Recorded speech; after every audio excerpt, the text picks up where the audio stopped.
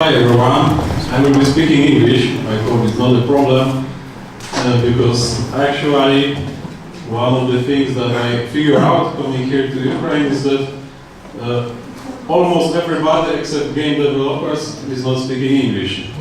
And some game developers are also not speaking English, but maybe if you don't understand everything, then after the show, when there will be after party, we can, let's say, learn our skills. I will be keeping learning Ukrainian or Russian, and you will be keeping learning English with me, and then we can talk. So, why I'm here?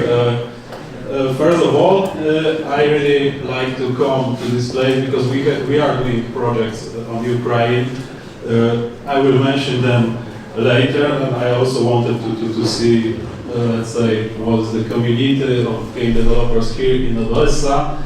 I wanted to tell you a bit about what we are doing at our projects, and the key issue is how and why to stay indie. I may be not the best person at first glance to speak about how to be indie, because technically speaking, I'm working in the relatively big company, because the Farm 51, my company, is about 100 people, and we are doing a lot of different projects, but at the other side, what I am trying to do is to get back to the indie style of development.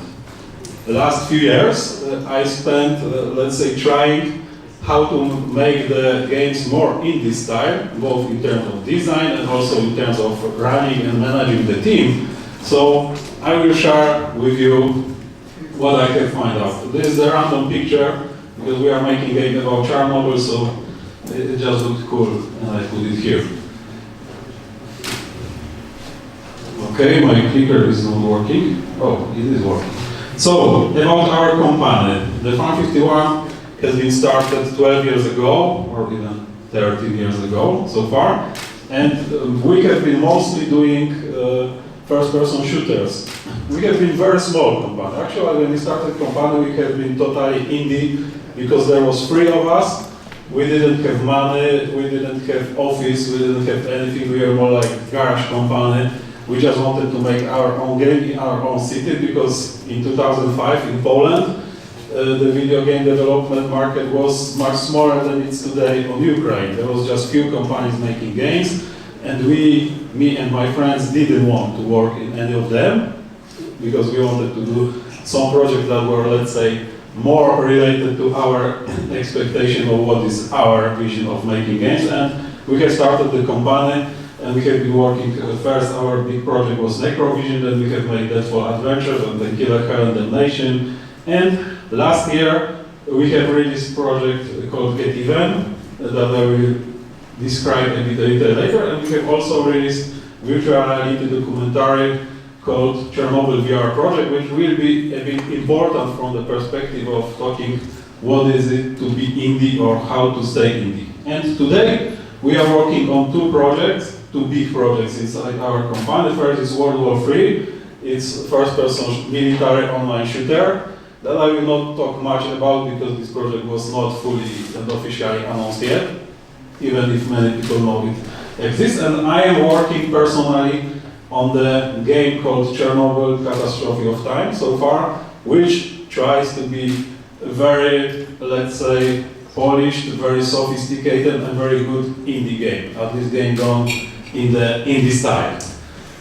But next, well, this picture that was on the beginning, it was not so random, actually, because being indie is very hard thing. It's like being a stalker in the Chernobyl zone. Like, he's alone, he has a lot of trash in front of him, he's in danger, and this is basically how it is to be indie. Because being indie is all about the survival in the hostile environment, I would say. Mostly speaking, right now I'm trying to tell about why to stay indie, and then I will try to tell how to stay indie, if it's possible at all. So first of all, why it's about survival in hostile environment? Because indie means independent. Independence can be understood in many different ways. Mostly it's being understood by, let's say, we want to have creative control over our projects. This one of the key things that most of people want when they try to be indie. Second is, we want to be financially independent. We want to earn money for ourselves. We want to control the process of production of our game. We want to control the team, and so on. So what is the opposition of being independent? Meaning being dependent. It's usually when you do some projects that are, let's say, work for hire projects, or they are simply tasks that someone is giving you, or if you have a big publisher that is controlling your project and you are doing the project basically for them, and you need to learn or listen to their orders. So being indie is when you are on your own. You need to make a decision, you need to have funding or have budget to make your project, to keep the team, to keep the office, or whatever is the way you are making project. Even if you are making project inside your own house, or you are working remotely with your colleagues, then you still have some time budget or money budget that you need to dedicate to make the project happen. So first of all, it's all fight about the resources. Because to make a project and to make it independently, like nobody is really supporting you, then you need to have resources. So you need to secure, let's say, resources can be understood in the wide way. Resources are the people that you need to make the game. Resources are the materials that you need to make a game. For example, technology that you need to make a game. You need to have licenses for Unity or Unreal. It's cheap or it's free, but you need to secure it. Even if the engine is free, then usually most of the software you are using for producing the game is not free. Then you need to have office, you need to have computers, you need to have license for the music, or you need to have budget for translation of your game, especially if you are creating it in Russian or in Ukrainian. So anyway, you need to fight for the resources. And it's like in a video game, being indie is all about the way how you can control your resources. Because if you are starting to losing your resources, then you are stooping to be indie. Because then you need to go to someone and tell, okay, I ran out of the money, so if you are a publisher, maybe you will sponsor my project. And then many publishers will sponsor your projects, but then they will take control over your project, because they will have a lot of clauses in the contracts that they can tell you what to change in the game, or they can tell you they don't accept the milestone unless you do what they tell you. Then you are losing your independence, mostly because losing the resources. Like mostly if you cannot finish your game and you cannot deliver it to the market, no matter if it's paid game or free game. But if you cannot deliver the game to your audience, then you are losing the resources, and then you are losing independence. Second, it's all about fighting with the fire you can expect. Like, you will have a lot of issues. So even if you have perfect plan how to make your game, like you have calculated all the resources, you have calculated all the assets you need to the game, you have calculated how many people you need, how many man-months you need, how many hours you plan to spend on your project, you can be almost sure that you have underestimated everything. From my experience, I can share it with you, whenever we have calculated the budget for the game, at the beginning, then at the end of the project it was almost always twice of this amount. And usually it was sometimes even more than twice. So if you calculate whatever is needed for your project, then you need to multiply it at least by 2. If you don't multiply it by 2, then you will probably at some point, because of the problems, of the delays, of the lack of technology, because of need of optimization, because of changing of the SDK, because of engine updates, because of people leaving your team or whatever else, you will make the project longer, and then you will be fighting with the problems that you could not estimate. So I'm not telling about all the problems that can happen during the video game development, because then we will spend the week here. But let's say that you cannot expect what will be the problems, but you need to expect that the problems will happen anyway, and you need to be prepared. So plan your resources, you need to plan much more than you actually think you need to plan. And whoever of you made any of the video games you really know that most of the things take 2 times more time, 3 times more time than it was expected. It's normal. It's not your fault that you it's all about relationships. It's your fault. This funny picture, we made it on the Valentine's Day, because as you see, these are all pictures related to our Chernobyl game project.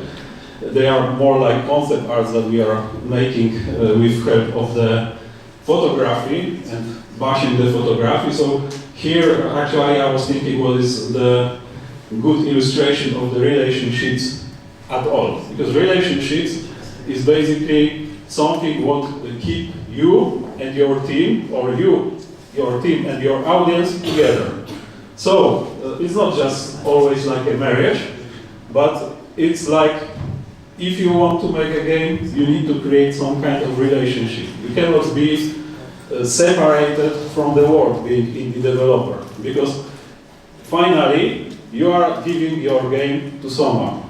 In the dependence model, like when you have publisher, you are giving it to the publisher, and he is or she or them are selling them. So this is your relationship with the publisher. But if you are independent, it's usually about your relationship with your audience, and also your relationship with your people in the team. So if you create good relationship for your team to have a good working environment, it's good, but it's not enough, because then you need to create a good relationship with your community or with your audience. So if you are planning to make the game for, let's say, strategy fans or racing game fans or Chernobyl explorers, you need to get into relationship with these people, because they will be your audience, they will be ultimately buying the game, or they will be spreading the word about the game.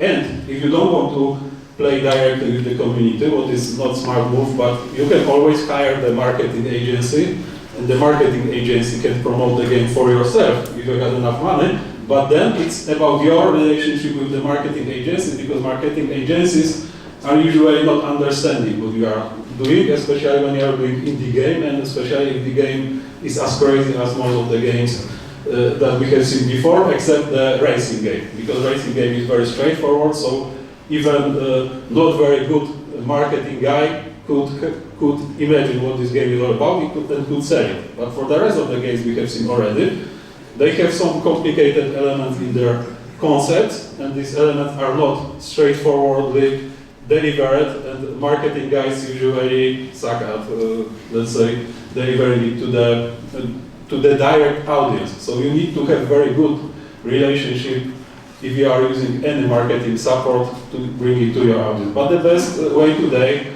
thanks to social media, is to build your relationship with your audience directly. There is Facebook, Instagram, Twitter, whatever you choose, whatever is better for your game. I will not talk again about what is the best platform to promoting the game, but anyway, you need to build the relationship since the beginning of the project, not from the moment when you finish your work, because then it's too late, because you need to sell the game to keep the company or team alive, and if you don't have a relationship with your audience, then people will not know that your game is releasing. Do you know how much games or how many games are being released every year today? On the Steam there is statistic, there is about 6,000 games released every year, because they canceled the green light process. So right now everybody can deliver game on Steam. So you can imagine every day there is like 20, 30, 40, 50 games being released on Steam. So if you don't have audience, if you don't have people who will spread the word about your game, then your game is dead on arrival. And it happened somehow, not maybe dead on arrival, but it harmed a lot some of our projects, that we have relatively good game, it could sell better, but because there was no relationship with the audience, so people were not convinced that this game is good, and today people are not reading the reviews in the press. Even if they are reading to get to know what the game is all about, they don't trust press. They trust other people, other players. So if there is no other players telling that this game is good or this game will be good, then basically you are not selling your game, and basically your effort is wasted, and then you need to lose your independence, because you need to look for some other ways of earning money for your company if you cannot sell your game. But Ultimately, being indie, at least for me, is a mix of beauty and danger, as in the picture, because, of course, if you want to stay indie, you need to do a lot of things. It's a big challenge, and technically speaking, it's easier to make a demo of your game, like spend 1 month or 2 months and create a good demo and good concept. And if demo or concept is good enough, then you will find a publisher who will put some money on the table, and they will tell you, okay, we want this game done in this way. You are losing your independence, but you are getting some, let's say, security. Like, you don't need to mind about if this game will sell good or not. So actually, we had a couple of projects that we didn't mind they didn't sell well. We made them, they were relatively good projects. Publisher paid us all the money we needed to keep the team and company alive and so on. We didn't get rich, but we made a good game, so we are happy, even if they were not a big success. It was a problem for publisher that this game is not selling really great. Not for us, because for us the players were happy, but still publishers were always demanding from us to do something about the project, and they were always pushing us to make some decisions that were not good for projects. Of course, sometimes they were also pushing us into good decisions. Sometimes it's not like publishers are evil.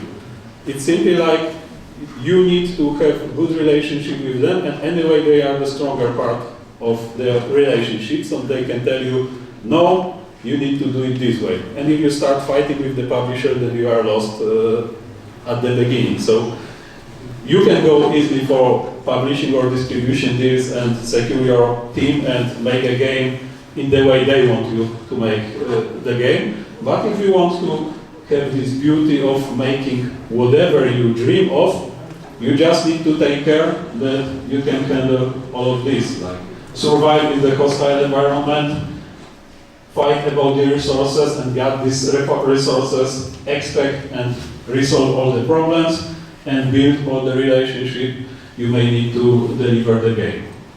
But before we finish, right now I will move how to stay indie, or at least I will share a couple of ideas that we have been utilizing in the last 2 or 3 years to be able to make projects that are indeed more indie than the project that we have done before. And I would ask you to play the first movie now.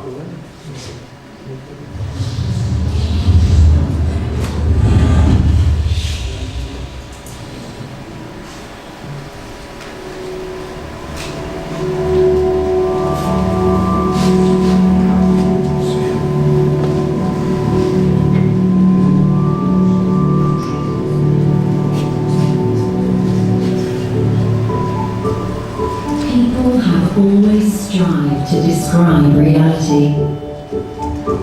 Images, movies, video games, they all try to give a new meaning to reality. They combine the essence of reality itself and our perceptions. Reality 51 is an attempt to give reality a new meaning, or simply something more than reality. But let's start with something simpler. This woman may wish to change something about her. Or everything.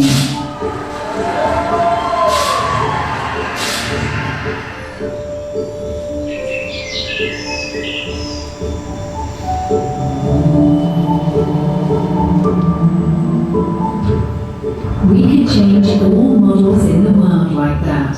We could change you. Let's put the model aside and have a look at this building.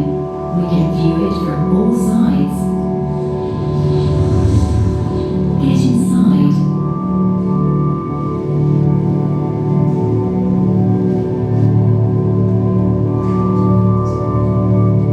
And even make it a part of a dark video game.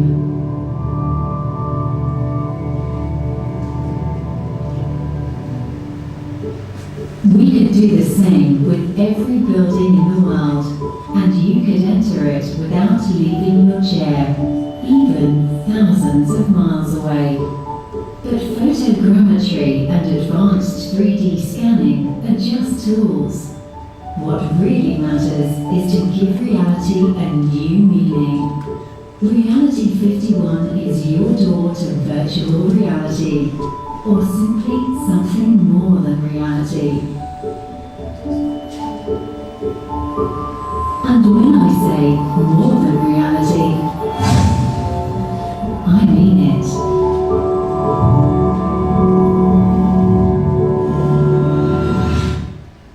What meaning will you give to reality? Okay, so what was this all about? Let's start from the thing that we, personally, me and my team, were always interested in making the games that are looking good, meaning they have good graphics. And today, there is an issue that we have relatively good and cheap or costless technologies for creating the game, meaning engines like Unity, Unreal, and so on. And today, you cannot do much more to make it cheaper. Like, it doesn't make sense unless you are doing a very, very specific game or very, very simple game. It doesn't make sense to create your own engine. You are simply taking Unreal or Unity for free or almost for free and you are making the game. But what is important, creating content costs a lot of money. The issue why most of the games today are so expensive, for example, why console games today cost $70 or $80, is mostly because cost of making content, making visual content. Visual content is simply expensive to make because if it has to be realistic, you need to put a lot of polygons, a lot of shaders, a lot of textures, a lot of optimization on all of it. And this all costs on production side and optimization side. And this is why actually budgets of games today are in millions or in hundreds of millions of dollars because of creating the content. So first of all, I'm not saying that everybody has to use photogrammetry as we use, because not every game has to be photorealistic. But you need to find technology shortcuts to make your game cheaper, or to make your game cheap enough to achieve success. Because anyway, the competition is high. So you cannot think that I will make the game in the same way like everybody else. You need to make the game more effective. More effective sometimes means more beautiful, sometimes means cheaper, sometimes means faster. Anyway, to win on the market, on the production budget into the game. So whatever is your way to find a best solution to make a good content is up to you. But if you think that you can do the same what others are doing and then win with them, I figure out that using photogrammetry may ultimately give us result that the photorealistic content will be 2 or 3 times cheaper to produce than using simply hands of artists. And it's true, it's 2 or 3 times cheaper. The limitation is that we cannot do any kind of game with the photogrammetry. So if we need fantasy elements of the game, we still need to create them from the scratch or model them in ZBrush or Maya or whatever else. But whenever we need realistic element of the game, we can take a video camera and we can create model of the chair, of the wall, of the room or anything else much faster than most of the artists would do. So this is a way of, let's say, increasing the quality, because the quality of these models or textures are very high, and it's also saving us a time or money, so we can keep smaller team. And what is important, if you have smaller team, that is easier to control the resources. If it's easier to control the resources, then it's easier to stay independent. And then I would play the second movie and tell you a bit about the project that we have been developing for the last years.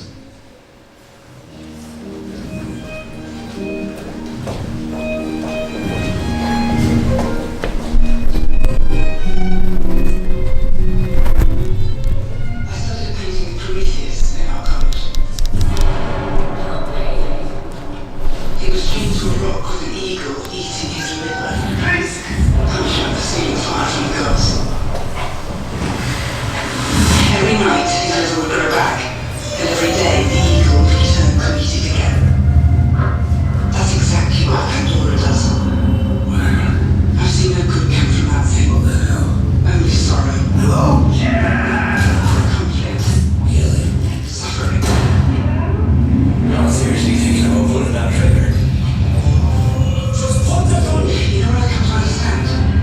The memories we dwell on happy memories.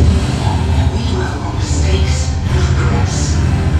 But why would anyone choose to relive those memories? That kind of repetition, exposing yourself to the same thing over and over and over again. That's only ever going to have one outcome. That's only ever going to drive you insane. Maybe I'm insane.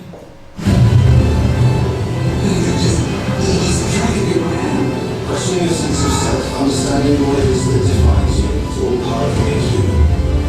Is it human to feel like I don't know what's real anymore? You know what's real. I know. I just have to learn to accept it.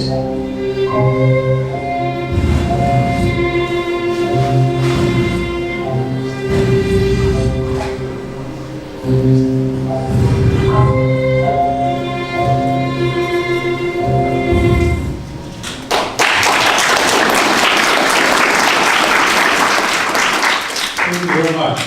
So, not talking that much about the game because you can Google it if you don't know it. I guess some of you already heard or maybe even played this game. Is there anybody who played it even? Wow, you saved this. But looking how many people raised their hand, we are pointing to the key issue of this project. As you may see, it's a relatively good-looking game. I would say it's very good-looking as for something like the indie project game. But the problem is that we have lost our independence during making of this game, and it led us to many of the issues with selling this game to the market. So let's start from the story. The game is psychological thriller. Let's say it's inspired by the movies like The Butterfly Effect, if you know it, or Inception, like traveling in time, traveling to someone else's mind, and so on. So let's say it's twisted in this story, just framed into the quite rich package of action and thriller and drama and crime and so on.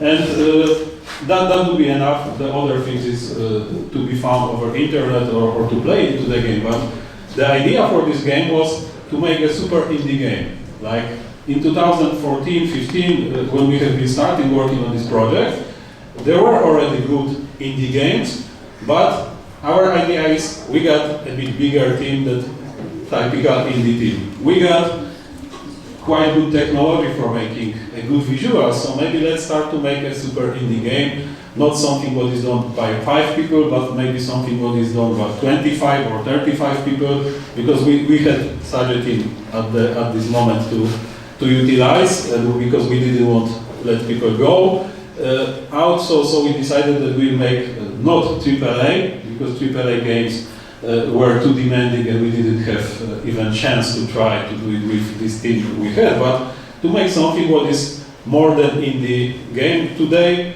games like this is, for example, Hellblade Senua Sacrifice, that you probably know. It was game done with similar assumption. Back in time, they also started development in 2014. They have a very good team, extremely skilled team, they have very good technology, and they also decided to go this way, like they want to make a game that will be independent, but much better than other independent games. I'm not saying it even is comparable to Hellblade. I believe Hellblade is still a better experience, but anyway, the original idea was similar, like create something above the typical indie game level, and how to do it then. And the issue that appeared was that we have been losing resources, because before Get Even, we have released a game called Deadfall Adventures, which was, again, not so bad game. It was Indiana Jones kind of shooter, but this game was, let's say, I called it semi-AAA, like something, or wannabe AAA. It was similar in the concept to the Uncharted, just everything was cheaper into the game because we had smaller team and so on. So, because everything was cheaper, then we were trying to avoid comparison to Uncharted. We were saying, but it's not modern time, it's like many years ago, and there's different hero, and there's different story and so on. Nobody cared. Everybody was saying, okay, this action similar to Indiana Jones, so it's similar to Uncharted, but it's just worse than Uncharted. Then we have lost, let's say, ability to earn a lot of money on this game. Fortunately, we had a publisher and we got the money for making this game, even if it didn't so well, but still we were not able to keep the production of Get Even in full. So what we have decided to do, okay, so we need to find a publisher that will support indie developer.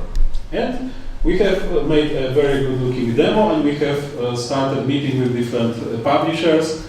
We have been already quite, let's say, known developer, not very famous in the world, but in the game dev world, we have been already known because we have released it for Adventures and Painkiller for PC and for console. So let's say we have been small but established developer of good quality games. The issue is that most of the big publishers didn't want to invest into indie game as they want today, because today it's probably easier to find a publisher who will invest into kind of indie game. But when we have been going with the concept of Get Even, which is quite complicated and sophisticated and twisted story, then most of the people didn't understand this concept, but they were saying, okay, if you're doing typical multiplayer shooter, then we are getting it. Or if you're doing typical story-driven shooter or whatever else, then we are taking this. And we have this crazy idea of mixing investigation, exploration, shooting, action, drama, and so on. So ultimately,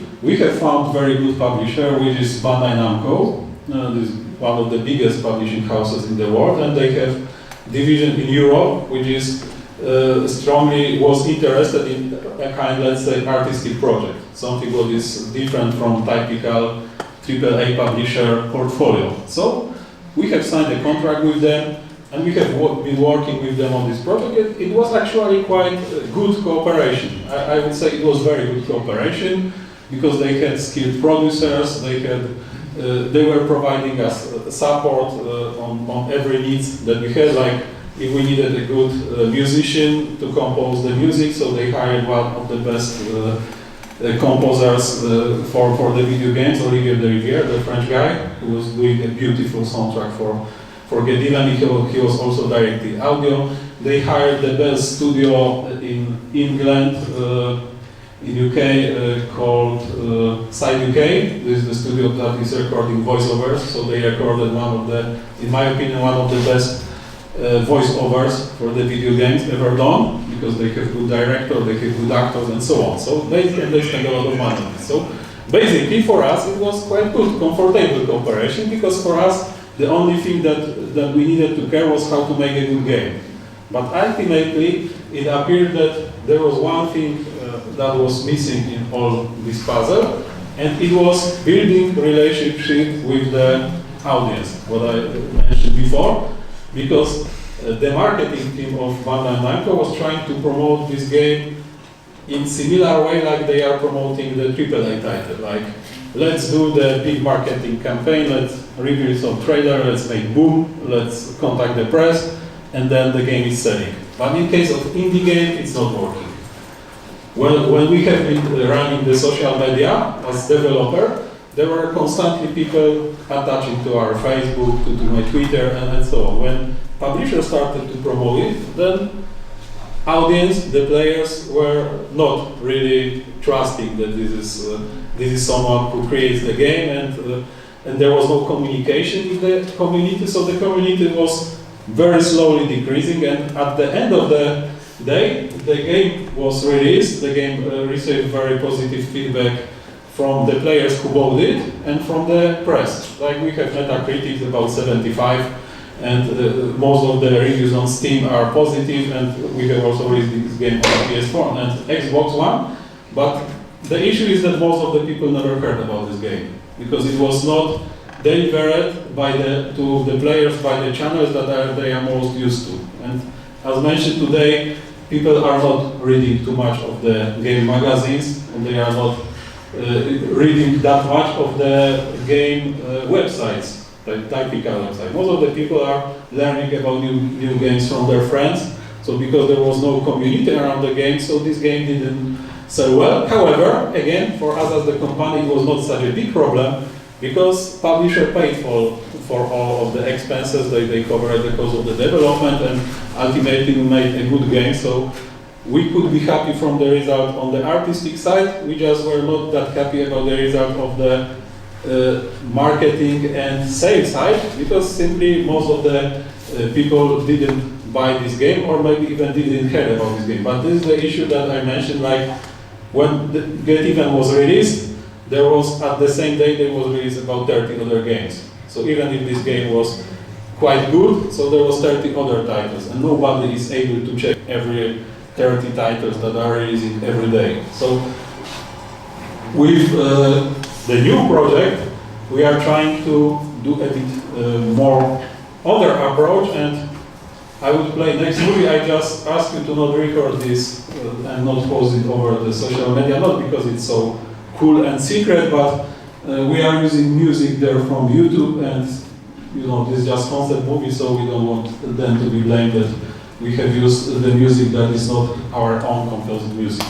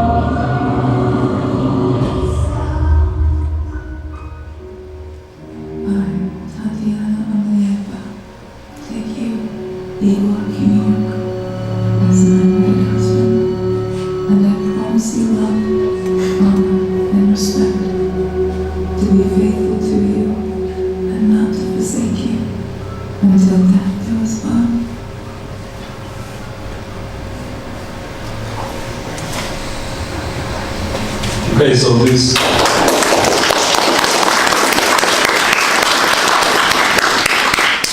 thank you very much. So this movie is just concept movie. We have mixed it with some materials that we have recorded as references or concepts in Chernobyl. I will scroll to the, let's say here.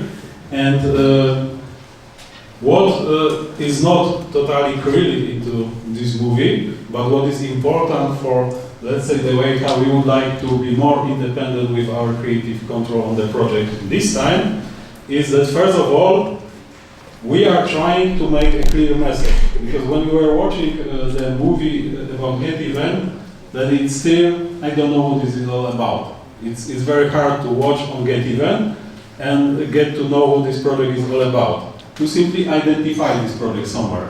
What was our original artistic vision, that we make something what is deep and complicated, what has many levels of, let's say, immersion. But it was the problem for the players, because players were watching these trailers of Get Even, and they were still not sure if this game is shooter, or if this game is walking sim, or if this game is adventure or something, or maybe it's even horror. So with this project we want to achieve the same level of, let's say, story sophistication and complication and at least depth of the game, but we want to create a very clear message that will be easy even for marketing guys. If you need to find a publisher, that it will be easier for marketing team of the publisher to bring this vision to the audience, because this game will be simply identified as survival horror. And if you watch the movie from Chernobyl, you see this creepy doll, you see this creepy girl, then you need that there is horror, mystery and survival, and it's very easy to identify what this project could be all about.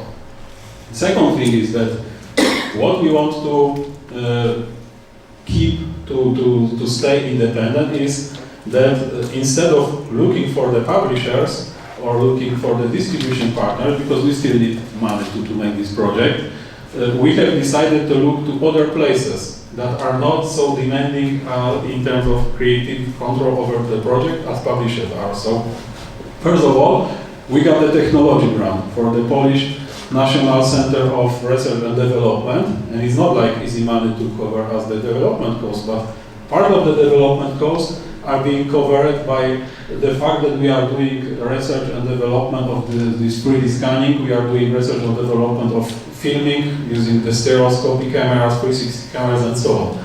Thanks to this, we can create a lot of content for the project just following the research and development funding grant that we have received. It's still not enough to make the whole game, but it gives us the piece of the independence, for example, over the creative visual part of the game, because we are working with the actors, we are working in Chernobyl zone to gather all the materials, and we can do it because we have resources to do it, because we have people and money to work on it. What is other thing we want to explore is that instead of going to publisher or distributor for marketing support, we started to build our own community around this project. Like right now we have, because we are not showing the game itself because it's still not polished enough to have some really good value on the marketing side. So we decided that we'll anyway start building the community on Instagram, and we are putting the photos, like the working materials from what we are doing about the game on the photography and filming part, and we are also processing the photos to be the concept of the game. So this is more like announcing the concept of the game by showing you how the game may look like. And to stay cheaper, because we don't have marketing budget at all, we are simply making the photos of Chernobyl and we are painting a bit on them just to make them look more like the video game should look like, and we are using them as a concept for the video game. So to make, in our case it was possible to make the part of the concept work on the project cheaper because we can simply use photos, which ultimately, if you just can make these photos properly, and because we have the equipment and we have skilled photographers, then it's cheaper than hiring external concept artists, because for hiring external concept artists we need to have extra resources that we don't have. Another thing that we want to try about this project is to get into the strong relationship with the hardware providers. And for every indie game creator, no matter what kind of indie game you are making, it's very good path to explore to figure out if your game has some element of technology that could be appreciated by some company who is producing any kind of hardware. For example, if you are making a game that is suitable for VR, you should go into cooperation with Oculus or Sony or other producers of the VR hardware.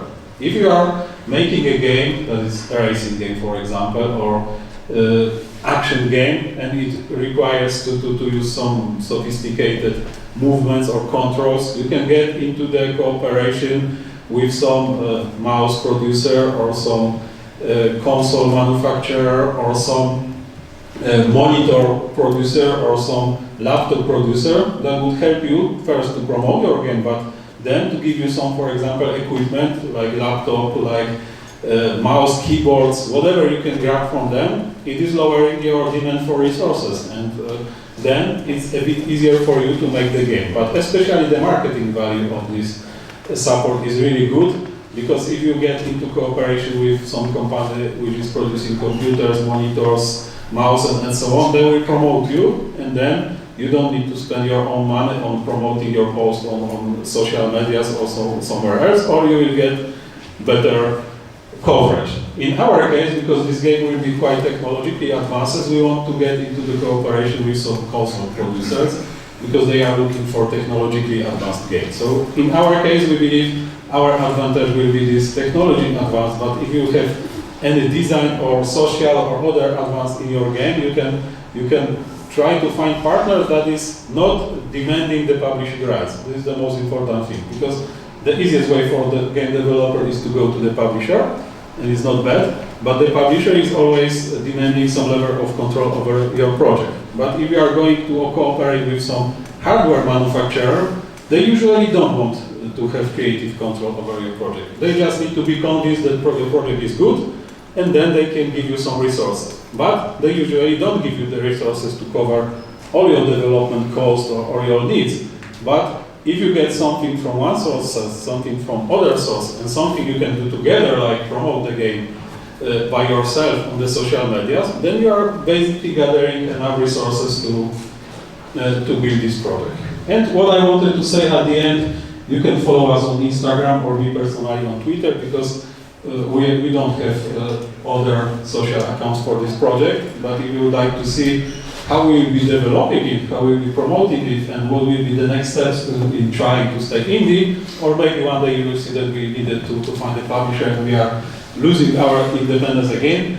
Anyway, you can follow us and you can see it. And as the Farm51, as the company, we are also hiring, not on the big scale. So we are more looking for, especially for my project, for very specific or very skilled people. Today, for example, we are looking especially for the artists and animators, but it's not big quantity of people, because I would like to keep the team below 20 people for most of the time, because we try to scale the development more in the way that we'll be doing project a bit longer, than that we'll be trying to make it a bit bigger. Because, for example, in Get Event, we have started with 20 people team, but because then we had to make this project for a publisher, and a publisher told us that they will get this project, but we need to also make a console version for PS4 and for Xbox One, so we had to increase the team.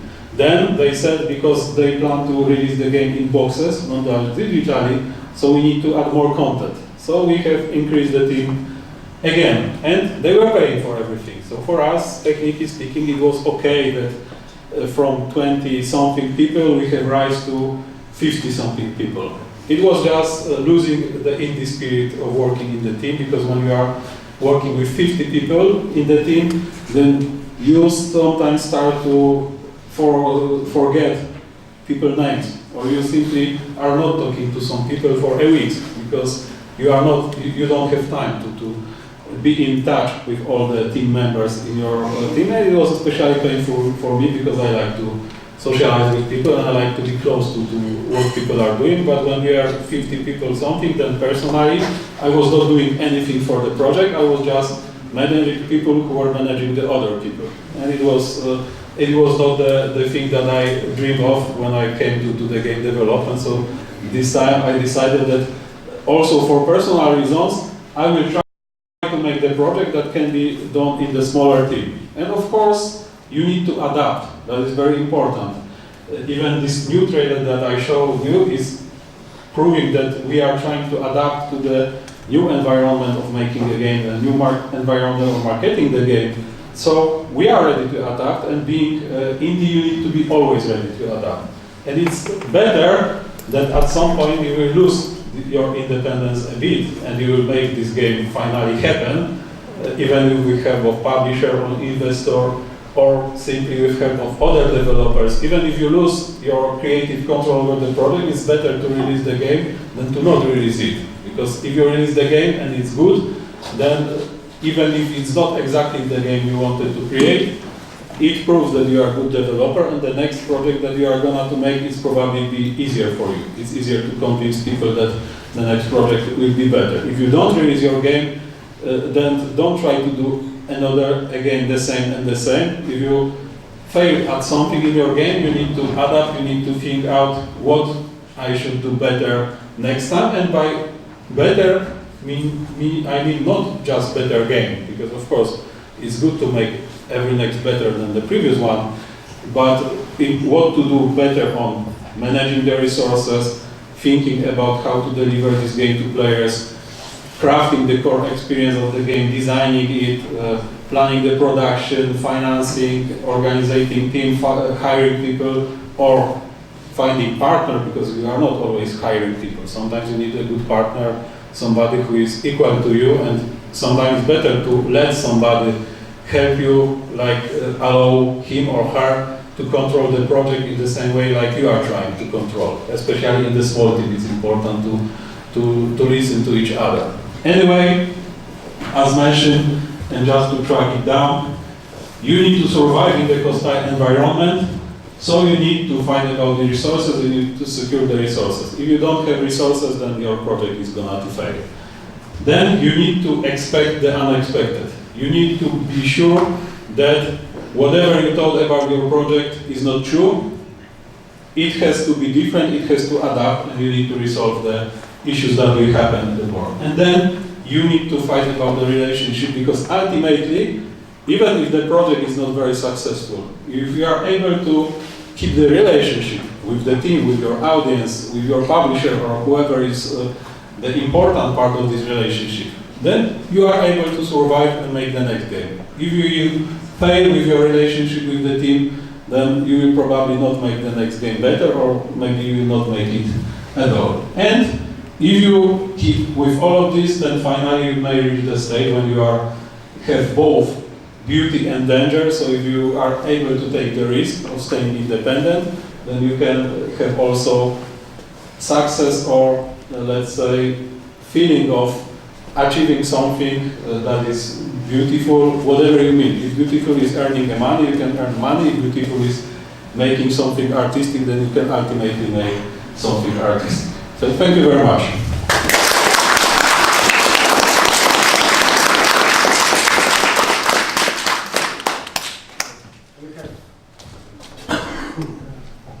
So do you have any questions?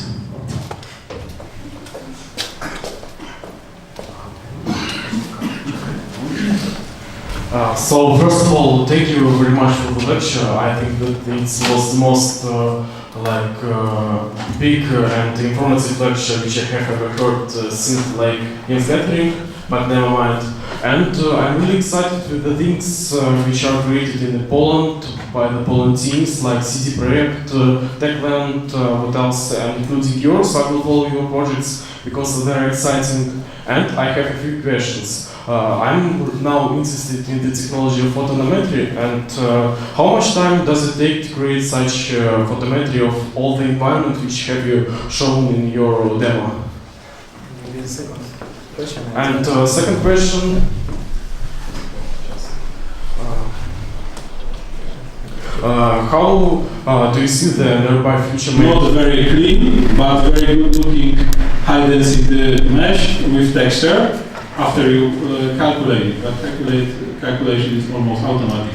So then you need to optimize it, but you are saving a lot of time of modeling the high poly version and of creating the texture. So most of the time, for most of the props, we are spending like 30 minutes to 1 hour on the scanning. Then there is few hours of calculation on the servers or on the computer, but it's not human work. And then we spend the same amount of time on processing the low poly model as we do for hand modeled objects. So it's from 1 day, from few hours to few days per model to make it finally finished. But we have already the texture prepared, we have already the high poly model, let's say almost prepared, because it requires cleanup, but the cleanup is always quicker and faster than hand modeling. So for the props, we are spending from few hours to few days to make one object ready. For the interiors, like the rooms, we usually divide every building into the rooms, because room is a single asset for us.